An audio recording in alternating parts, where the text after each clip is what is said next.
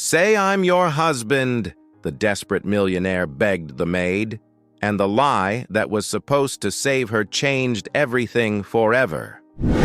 The morning was breathing its last sighs as Olivia cleaned the final room of her shift. The sun slipped through the window, and with her hair tied up in a bun and her uniform spotless, she was putting the towels back into the hallway closet. Her feet ached, but it was the kind of pain that had become part of her, just like the silence she carried as she moved among guests who never noticed her until that day. "Hey, you!" The sharp voice came from behind. Olivia turned and saw a blonde woman, her skin artificially tanned, eyes red with rage. She was the guest from room 906, the demanding American who treated everyone with a calculated disdain. "Yes, ma'am?" Olivia asked, trying to keep her professionalism. "My bracelet, it's gone. I left it on the table last night, and today, poof, disappeared. You were the last one to come into the room, weren't you?" Before she could reply, the floor manager was already hurrying over. "This must be a misunderstanding, madam," he said in English, forcing an anxious smile. "The employee is trustworthy." "Trustworthy? I want to see her locker and her purse, now." "Ma'am, that's not procedure," Olivia protested, but the manager was already motioning for her to comply. "Please, Olivia," he whispered, "just to show goodwill. It's better this way." She stood frozen for a second, her eyes burning with indignation. Then she opened her purse, showed its contents. Nothing there but keys, a worn-out lipstick, a broken granola bar, and a cracked phone. The guest looked, snorted, and pointed at the locker. The manager hesitated but didn't stop her. Olivia's stomach churned as the woman began digging through her things. The patched-up coat, a notebook full of scribbles, the photo of her mother taped to the wall of the metal locker. It felt like they were excavating her dignity with hands soiled by prejudice. "Happy now?" Olivia asked, her voice steady despite the shame. But the guest didn't answer. She turned to the manager. "If that bracelet doesn't turn up, I'll go to the press. Or better yet, my lawyers will." That was when a man's voice cut through the air. "That accusation doesn't make sense. This employee was with me last night. She couldn't have stolen anything." Everyone turned. A tall man, dark-haired, effortlessly elegant, was watching from the end of the hallway. His dark suit contrasted with the calmness in his eyes. "Excuse me, sir?" the manager asked. "I said she's my wife. She was with me in my room last night, from the end of her shift onward." Silence. The kind of silence that only rises when the truth is buried beneath a necessary lie. The guest frowned. The manager nearly choked. "Mr. Turner," he began, but the man raised an eyebrow. "Is there a problem? Because if necessary, I can speak directly with upper management." The name dropped like a bomb. James Turner, one of the hotel's major investors. He rarely appeared, never used his real name when booking. And now he was there, exposed, lying through his teeth. "No, sir, no problem at all. It was just a misunderstanding." The guest bit her lip, uncomfortable. She turned her back and left, without apologizing. Olivia stood still. Her face burned. Her breath came short. James walked over to her. "I need to talk to you," he said. She followed him, silent, into the service area. "Why did you do that?" she asked harshly. "You don't know me. Why lie like that?" "Because I recognize that look. The look of someone guilty before they've even been heard. I watched my mother go through it when she was a maid. And I promised myself that if I ever had the power to stop it, I would." Olivia crossed her arms. "You called me your wife in front of everyone. Now people will talk. And I'll pay the price. Just for a few days. Then the bracelet will turn up, the dust will settle. I'll handle it. We can pretend. You walk away innocent, I walk away. A fool in love." She looked at him, as if trying to decipher whether he was sincere or just another bored, rich man playing the hero. "And if someone asks about our marriage, We'll say we're discreet. We live in different parts of the city. I work too much, you work too much, and that's it. We don't need to invent much." Olivia took a deep breath. The idea was absurd, risky, but less terrible than being seen as a thief. No intimacy, no invading my life. Deal, just for show. She held out her hand. He shook it. A pact sealed in desperation. As she returned to the locker room, Olivia felt something had shifted, and it wasn't just the way her co-workers now looked at her. Curious, whispering. It was the world itself, as if it had tilted a fraction off its axis. As though, for some strange reason, life had decided she would not go unnoticed that day. And that man, James Turner, who had thrown gasoline on the fire with a lie, might have lit something even more dangerous. Hope. 2 days later, the bracelet turned up.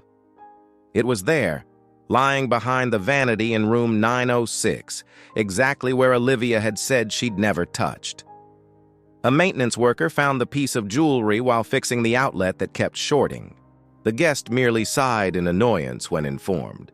She muttered a quick "thank you" without lifting her eyes from her phone and didn't mention Olivia's name even once. Management, on the other hand, released an internal statement. "The incident has been resolved. It was a misunderstanding. We thank everyone for their cooperation." Olivia read the paper posted on the bulletin board and felt her stomach twist. A misunderstanding was the polite name they gave to a public humiliation. No one retracted their words. No one apologized.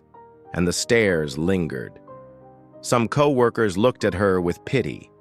Others with suspicion. Most pretended nothing had happened. But she knew.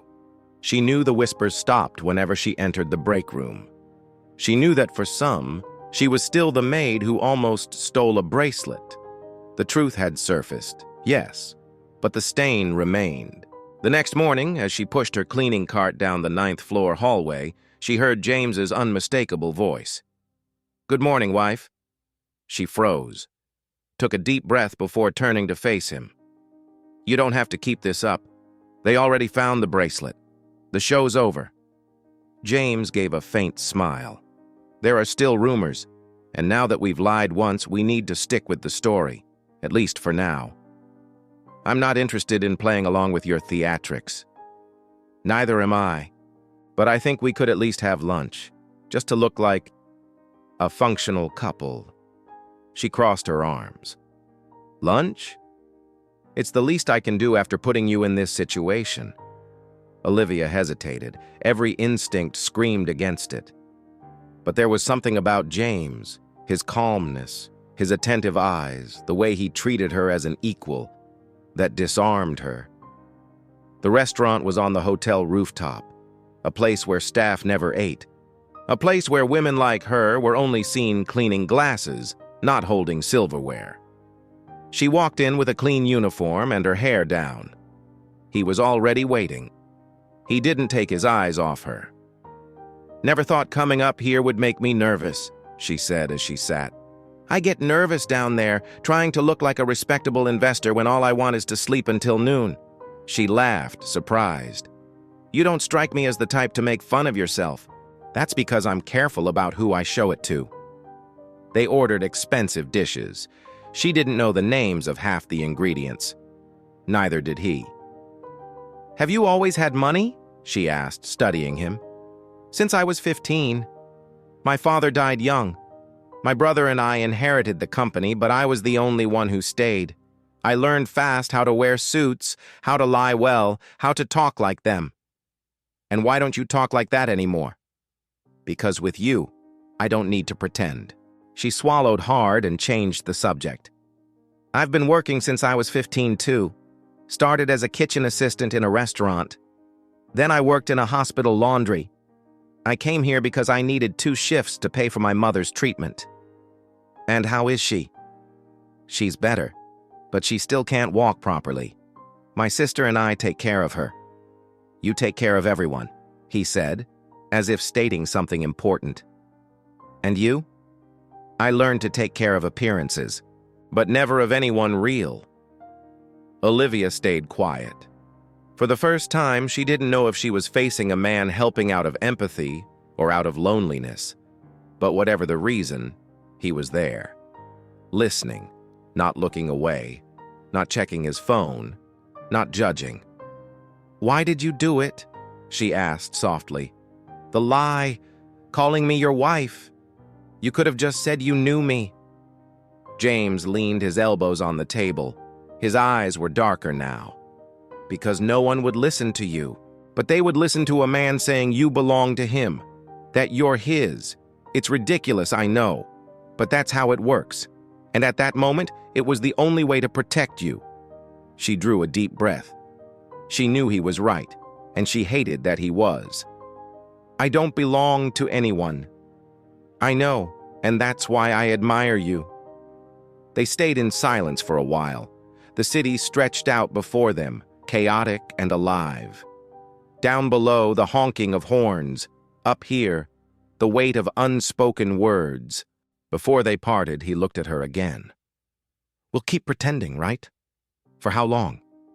Until you tell me to stop." Olivia took the elevator down with her heart racing. Not from fear. She knew fear too well. This was something else. A restlessness she hadn't yet named, but that already took up too much space inside her chest. That night, lying in her narrow bed, she thought about his words. The way he looked at her. The way he said he admired her. It hadn't sounded like a lie. And maybe that was the problem. Because if it wasn't a lie, then what was it? The invitation came on a rainy Monday. James showed up in the service corridor with a folded umbrella in his hand and a faint smile on his lips. "There's a charity event on Friday. I need to go. And you need to keep pretending you're my wife. Don't you have some other rich and beautiful woman who could do that for you?" "I'm sure I do. But none who can look a head of HR in the eye with the same stare that cleaned her hotel floor yesterday." She laughed, but only for a second. "I don't have clothes for that kind of event. No shoes, no posture. I'll take care of that. That's intimacy, James. And we had a deal. This is just keeping up appearances. Nothing more." She hesitated. She knew saying yes meant opening another door. And once she stepped inside, there'd be no way out quite the same. On Friday at 6 in the evening, he showed up with a box in his hands. Inside, a simple, elegant black dress with thin straps and perfect fit. A pair of understated earrings and medium heels, as if he somehow knew she hadn't worn high heels in years. "This is just a loan, right?" she asked, holding the dress carefully. "Of course. Tomorrow you'll return it all, except for the look you'll get tonight." She dressed in his room, where they also applied a touch of makeup. The bathroom mirror reflected an image Olivia didn't immediately recognize. It was her, but with squared shoulders, a firmer chin, and a steadier gaze. James waited outside. When he saw her, the smile slipped out before he could hide it. "Ready?" he asked, offering his arm. She nodded and took it. The event was held in a museum, closed to the public just for guests. Lit-up facade, waiters serving champagne, men in tight suits, women with rehearsed laughter. Olivia stepped onto that floor as if it were foreign soil. But with James at her side, no one dared treat her as an outsider. "James, darling," exclaimed a blonde woman with a shrill voice, "you finally brought your wife." "Of course," he said naturally. "This is Olivia." "Pleasure to meet you," Olivia replied, looking straight into the woman's eyes and shaking her hand firmly. The night unfolded in a stream of greetings, introductions, inside jokes, and investment talk. Olivia spoke little. She observed. She listened. She learned. And surprisingly, she was heard. Until he appeared. Robert Campbell, one of James's partners, a man with soft words and eyes that studied too much. "So this is the mysterious wife?" he said, staring at Olivia as though evaluating a painting of questionable value. "The one and only," James replied curtly. "You know, it's strange. Don't recall ever seeing you two together before, but maybe it's just my memory, or my instinct.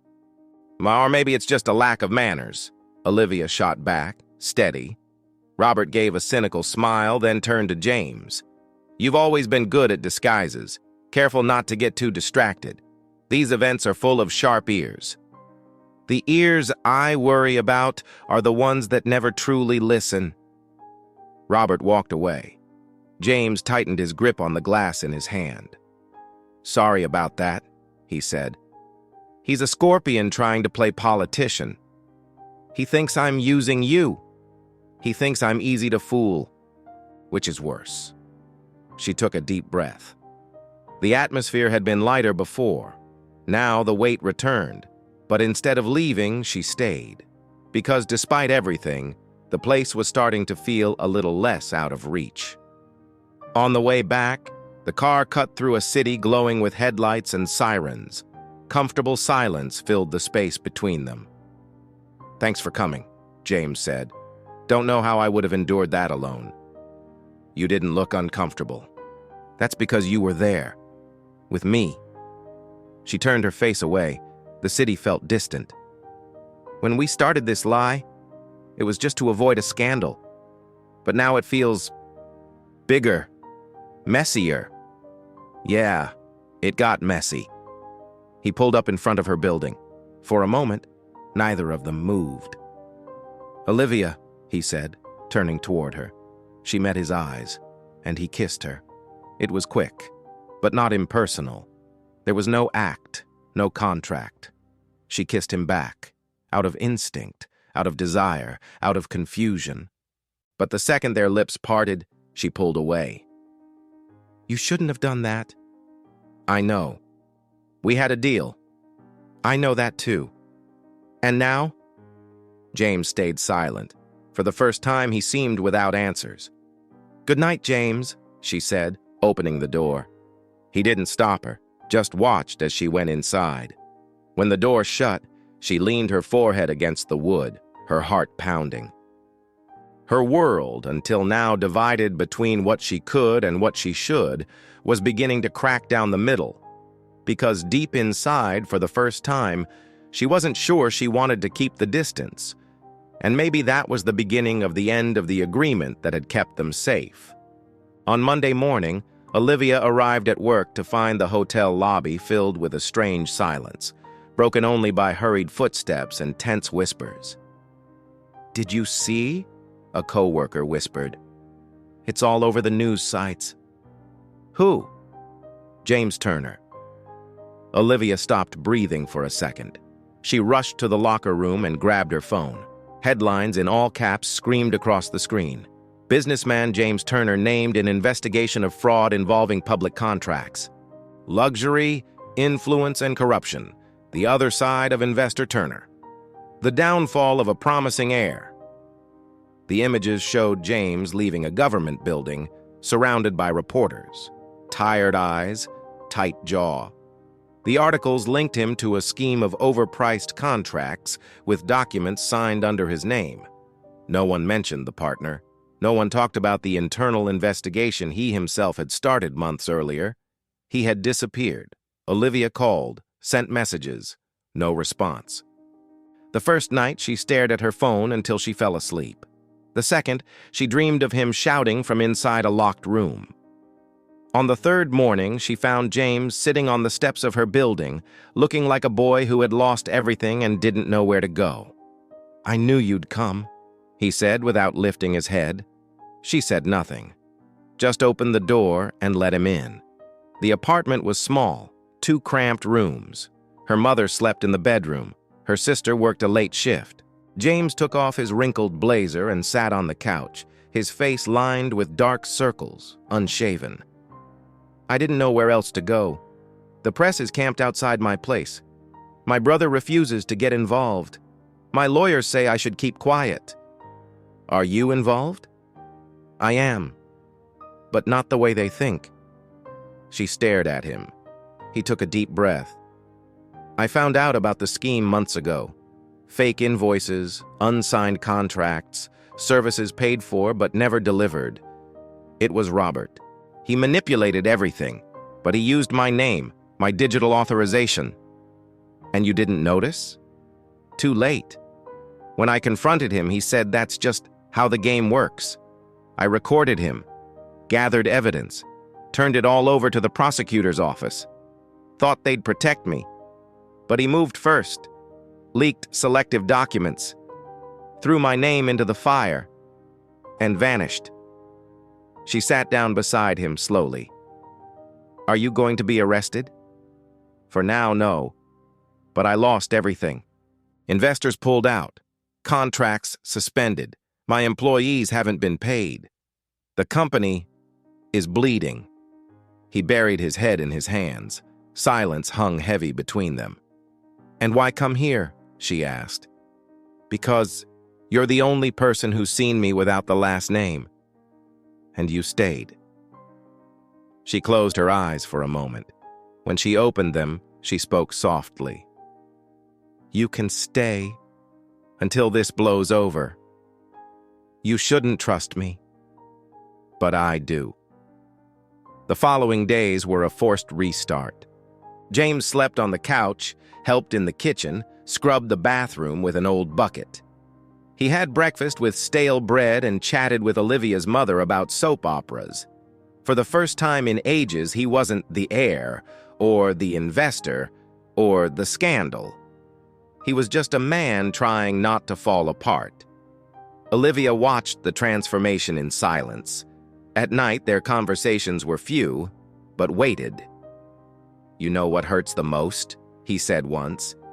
I thought I was changing the system from the inside, but the system used me as its cover. Then change it from the outside, she replied. Stand with the ones who take the blows, not the ones throwing them. On Friday, there was a knock at the door.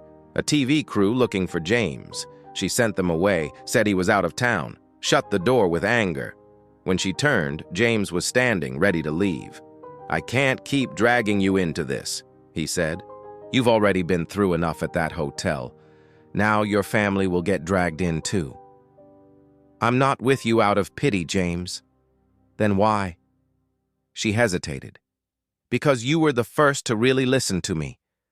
Now it's my turn to listen to you. He didn't answer, just looked at her, with tired but still alive eyes. That night, he wrote a letter, released an official statement, admitted to oversight failures, revealed he was the one who had reported his partner, presented the evidence he had kept, admitted he had been an unwilling accomplice to a rotten system, and promised never again would he be blind or passive. The media doubted him. Investors pulled further away, but some started listening. James returned to his apartment 2 days later, head held high, still surrounded by suspicion, but no longer in shame. Before leaving, he stopped in front of Olivia. You were my shelter when no one else stayed. I won't forget that. She nodded. Will you find a way through this?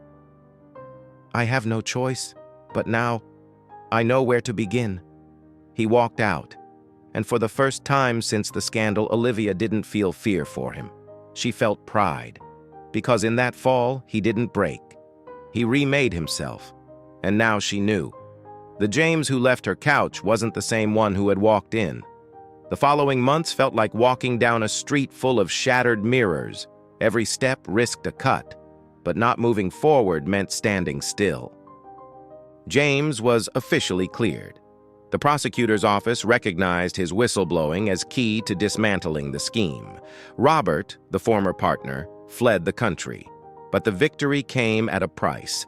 James's image in the papers was no longer that of a villain, but neither was it that of a hero. He was painted as involved, suspected of negligence, careless with his own empire.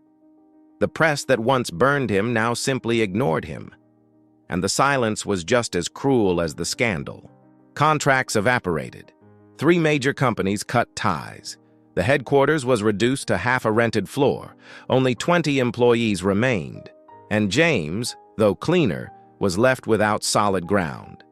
Olivia watched him from a distance, day after day. Not with pity, but with a strange anger. Not at him, at the system, at watching someone who had tried to do right being crushed and staying silent. Until one Sunday night, after a heavy shift at the hotel, she took off her uniform, stared at the ceiling, and thought, "I've been stuck in the same place forever too, waiting for the world to change instead of building something new." She got up, grabbed an old notebook and wrote on the cover, "Dignified cleaning, draft of something better." On Monday, she quit her job. The manager's eyes widened. "You're leaving because of that old scandal?" "I'm leaving because I want respect in the present." He didn't reply, just signed the paper quickly, as if eager to make her disappear. The next day, she showed up at James's office door with a backpack on her shoulders and the notebook in her hands. "I need to speak with James. It's urgent." "He's in a meeting," the secretary said, suspicious. "Then tell him his wife is here." She crossed her arms. 2 minutes later, the door opened. "Come in," James said. She sat down, opened the notebook, and began. "I want to start a cleaning company, but not like the ones we know. I want a company where workers are called by their names, where they earn enough to live, not just survive, where they get a proper lunch, transportation, and, most importantly, respect." James didn't interrupt. "I already thought of a name. Dignified Cleaning. I want to start with 3 employees, me on the floor, plus a small base. I already have ideas for a logo, uniforms, values. What I don't have is capital or structure." She took a deep breath. "I'm not asking for a favor. I'm proposing an investment." He opened the notebook, read through messy but clear notes, schedules, shifts, costs, profit margins. "You did this on your own?" "Yes, last night, but I'm willing to learn everything I don't know." James leaned back in his chair. "This is more than a business. It's a manifesto. It's mine, but I want to turn it into a collective." "You'll make it happen," he smiled. "And I want to help, even while you're in crisis." "Precisely because I'm in crisis. I'm done propping up rotten structures. I want to invest in something clean.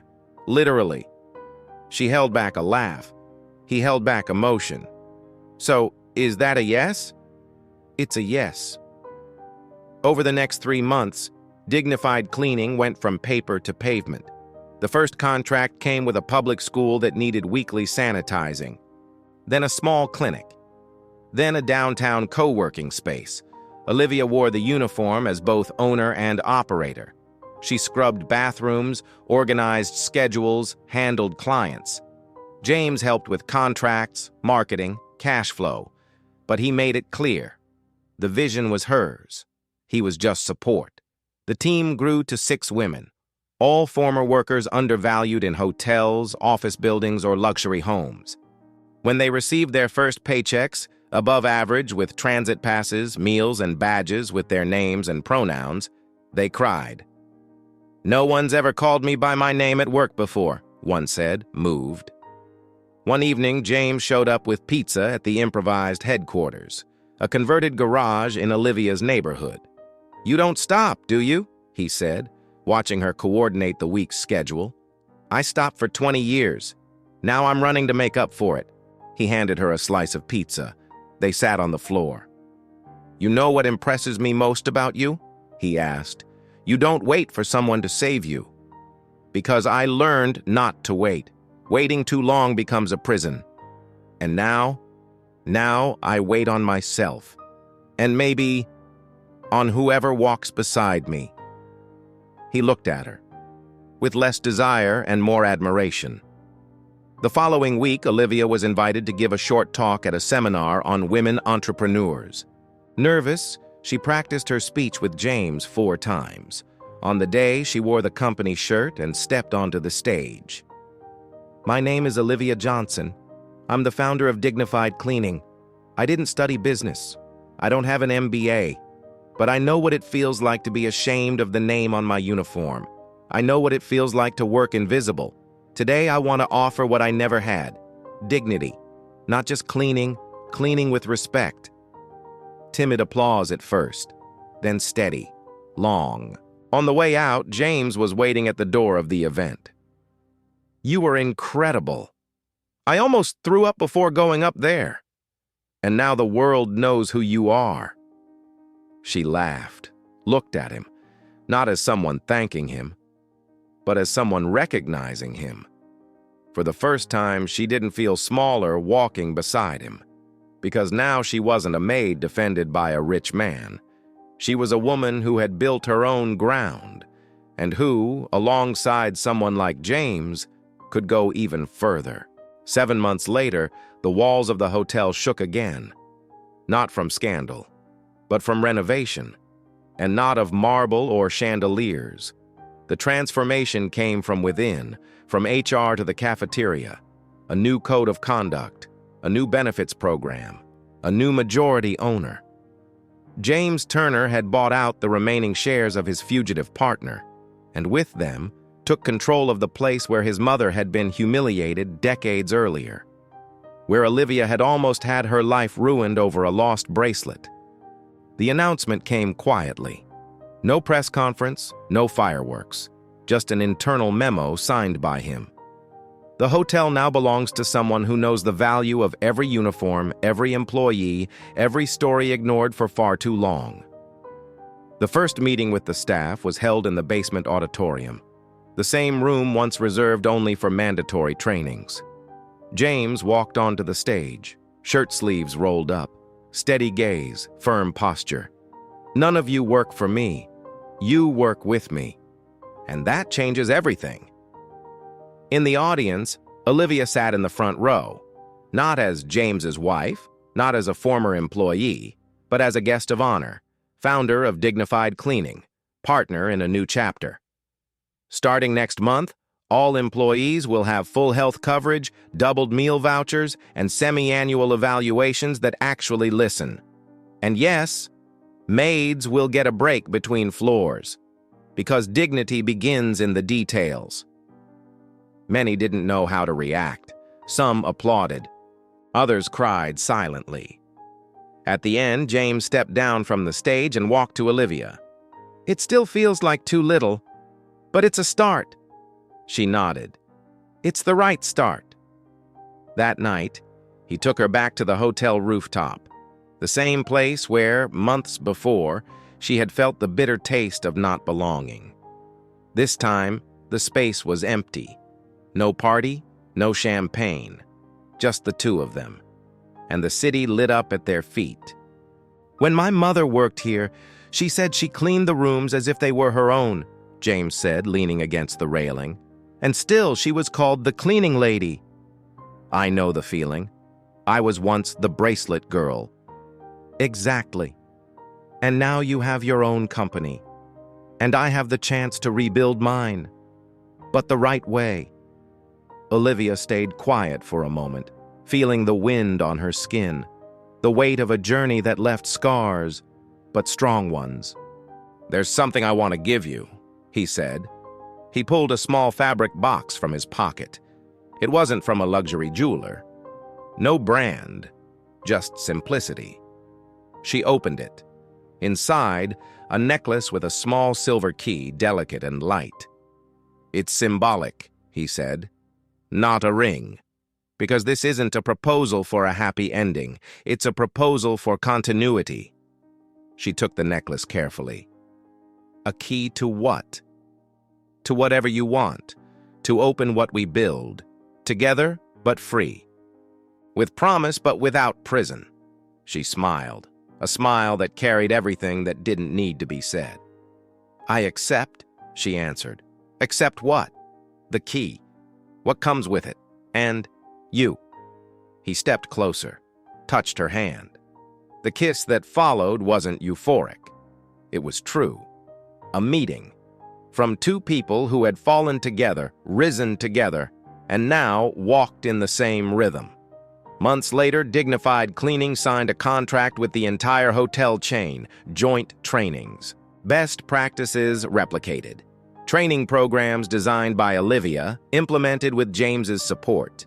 His company was rebuilding slowly, but with new foundations, new leadership, new criteria. There were no more fantasies, no fairy tales. Olivia and James didn't live together, didn't post declarations on social media, didn't wear rings, but she wore the key around her neck every day. As a reminder, true love doesn't invade, it opens doors and waits on the other side. And together, they opened many. And you? What did you think of this story? If Olivia and James's journey made you feel that dignity and true love open doors, tell me in the comments. What key would you like to carry in your life? Don't forget to hit the like button and subscribe to the channel. It's the simplest way to keep this message alive together with me.